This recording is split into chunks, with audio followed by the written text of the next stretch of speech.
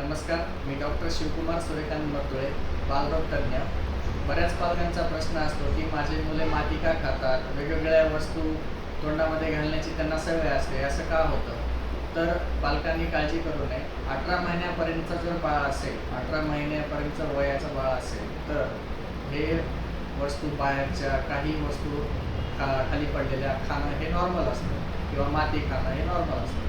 पण 18 महिन्याच्या नंतरही जर अशा वस्तू खात असेल तर हे रक्तातील लोहाचे प्रमाण कमी झाल्याचं लक्षण असतं. अशा वेळेस लहान मुलांना डॉक्टरांच्या सल्ल्याने रक्तवाढीचे औषध व सोबतच जंताचे औषध द्यावे. रक्तवाढीसाठी किंवा लोहाचे प्रमाण वाढीसाठी आहारामध्ये आपल्याला काय देता येईल, तर हिरव्या पालेभाज्या, सफरचंद, गूळ शेंगदाण्याचे लाडू, खजूर, डाळिंब, बीट असे पदार्थ देऊन रक्तातील लोहाचे प्रमाण आपण वाढवू शकतो.